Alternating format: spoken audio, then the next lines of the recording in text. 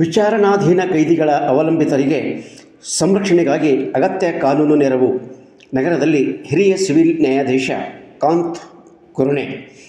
ವಿಚಾರಣಾಧೀನ ಕೈದಿಗಳ ಅವಲಂಬಿತರಿಗೆ ಸಂರಕ್ಷಣೆಗಾಗಿ ಅಗತ್ಯ ಕಾನೂನು ನೆರವು ನೀಡಲು ಕಾನೂನಿನಲ್ಲಿ ಅವಕಾಶ ಇದೆ ಎಂದು ಹಿರಿಯ ಸಿವಿಲ್ ನ್ಯಾಯಾಧೀಶ ಕಾಂತ್ ಕುರ್ಣೆ ಅವರು ಅಭಿಪ್ರಾಯಪಟ್ಟರು. ನಗರದ ಉಪ ಕಾರಾಗೃಹದಲ್ಲಿ ಕಾನೂನು ಸೇವಾ ಸಮಿತಿ, ವಕೀಲರ ಸಂಘ ಸಂಯುಕ್ತವಾಗಿ ಏರ್ಪಡಿಸಿದ್ದ ಕಾನೂನು ಅರಿವು ನೆರವು ಕಾರ್ಯಕ್ರಮದಲ್ಲಿ ಅಧ್ಯಕ್ಷತೆ ವಹಿಸಿ ಮಾತನಾಡಿದರು. ಕಾರಾಗೃಹದ ಅಧೀಕ್ಷಕ ಪುಂಡ್ಲಿಕ್ ಟೀಕೆ ಅವರು ವೇದಿಕೆಯಲ್ಲಿ ಉಪಸ್ಥಿತರಿದ್ದರು. ಸಹಾಯಕ ಸರ್ಕಾರಿ ಅಭಿಯೋಜಕ ಶ್ರೀನಿವಾಸ್ ಪಾಟೀಲ್, ವಕೀಲರ ಸಂಘದ ಪ್ರಧಾನ ಕಾರ್ಯದರ್ಶಿ ವಿಜಯಕುಮಾರ್ ನಾತೆ ಮಾತನಾಡಿದರು. ಸಂಘದ ಉಪಾಧ್ಯಕ್ಷೆ ಅನಿತಾ ಮಲ್ಲಿಕಾರ್ಜುನ್ ಪ್ರಭಾ, ಹಿರಿಯ ವಕೀಲ ಅಶೋಕ್ ವರ್ಮಾ ಮತ್ತು ಭೀಮರಾವ್ ಓದ್ಗಿಕರ್ ಅವರು ವೇದಿಕೆಯಲ್ಲಿ ಉಪಸ್ಥಿತರಿದ್ದರು.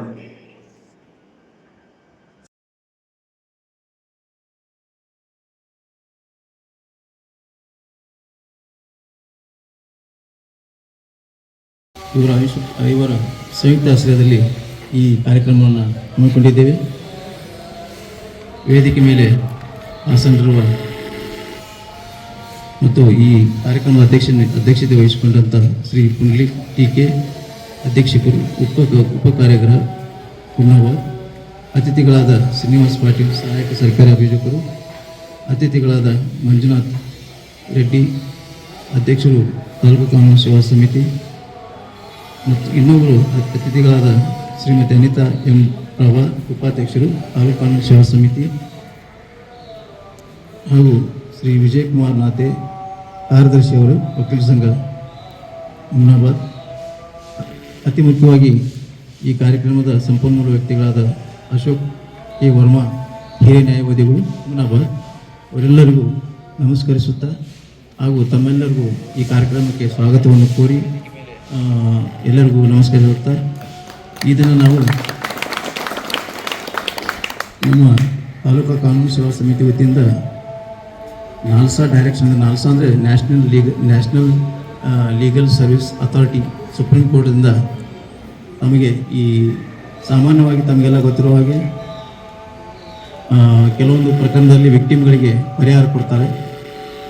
ಈಗ ಸುಪ್ರೀಂ ಕೋರ್ಟ್ನವರು ಮತ್ತು ಅಂದರೆ ನಾಲ್ಸಾ ಅವರು ಒಂದು ನಿಮ್ಮಂಥ ಈ ಜೈಲಲ್ಲಿ ಇರುವಂಥ ವ್ಯಕ್ತಿಗಳಿಗೆ ಮತ್ತು ನಿಮ್ಮ ಅವಲಂಬಿತರ ಹೆಂಡತಿ ಆಗ್ಬೋದು, ಮಕ್ಕಳಾಗ್ಬೋದು, ತಂದೆ ತಾಯಿ ಆಗ್ಬೋದು, ಸಿಸ್ಟರ್ಸ್ ಆಗ್ಬೋದು, ಅವರಿಗೆ ಒಂದು ಸ್ಕೀಮ್ ಮಾಡಿದ್ದಾರೆ.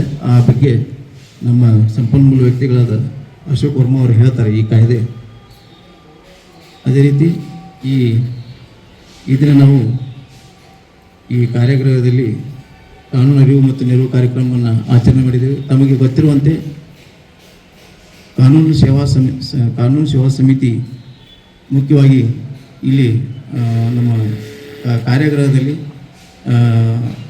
ಒಳ್ಳೆಯ ಮಹತ್ವವನ್ನು ಪಡೆದಿದೆ. ಇಲ್ಲಿ ನಮ್ಮ ತಾಲೂಕಾ ಸಮಿತಿ ವತಿಯಿಂದ ಒಬ್ಬರು ವಕೀಲರಿರ್ತಾರೆ.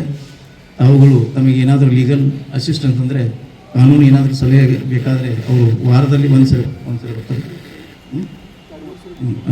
ವೀಕ್ಲಿ 2 days ಬರ್ತಾರೆ. ಅವರಿಗೆ ಅವ್ರ ಹತ್ರ ನೀವು ನಿಮಗೆ ಕಾನೂನಕ್ಕೆ ಏನಾದರೂ ಸಲಹೆ ಬೇಕಾದರೆ ಅವ್ರ ಕಡೆಯಿಂದ ನೀವು ಸಲಹೆ ಪಡೆಯಬಹುದು. ಅದು ಅಲ್ಲದೆ ನೀವು ನೇರವಾಗಿ ನಿಮ್ಗೆ ಏನಾದರೂ ಕುಂದುಕೊರತೆ, ನಿಮ್ಮ ಹಕ್ಕುಗಳಿಗೆ ಏನಾದರೂ ತಿಥಿ ಬಂದರೆ ನೀವು ಡೈರೆಕ್ಟಾಗಿ ನಮಗೆ ಪತ್ರ ಮುಖಾಂತರ ಕಳಿಸ್ಬೋದು. ಅದನ್ನು ಕುಂದುಕೊರತೆಗಳ ಬಗ್ಗೆ ನಮಗೆ ನೀವು ಕಳಿಸಿದರೆ ನಾವು ಇಮಿಡಿಯೇಟಾಗಿ ಆ್ಯಕ್ಷನ್ ತೊಗೋತೀವಿ ಮತ್ತು ನಿಮ್ಮ ಪರಿಹಾರ ಕೊಡಲಿಕ್ಕೆ ಪ್ರಯತ್ನ ಮಾಡ್ತೀವಿ. ಅದಲ್ಲದೆ ತಾವೆಲ್ಲ ಇಲ್ಲಿ ಜೈಲಲ್ಲಿದ್ದೀರ, ತಾವುಗಳು ಯಾವುದೇ ಈಗ ಮನುಷ್ಯ ತಪ್ಪು ಮಾಡೋದು ಸಹಜ.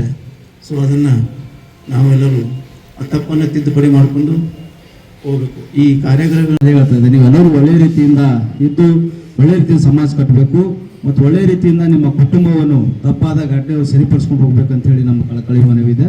ನೀವೆಲ್ಲರೂ ಕೂಡ ಇವತ್ತು ಕಾರ್ಯಕ್ರಮಕ್ಕೆ ಶಾಂತಿ ರೀತಿಯಿಂದ ಕೇಳ್ತಾ ಇದ್ರಿ ಮತ್ತು ಮಾತಾಡೋಕ್ಕೆ ಅವಕಾಶ ಕೊಟ್ಟಂಥ ವೇದಿಕೆಗೂ ತಮ್ಮೆಲ್ಲರಿಗೂ ಮತ್ತು ಗೌರವಾನ್ವಿತ ನ್ಯಾಯಾಧೀಶರಿಗೂ ಮತ್ತೊಮ್ಮೆ ಧನ್ಯವಾದ ಸಲ್ಲಿಸಿ ನನ್ನ ಮಾತಿಗೆ ವಿರಾಮ ಕೊಡ್ತೀನಿ. ಎಲ್ಲರಿಗೂ ಜೈ ಹಿಂದ್.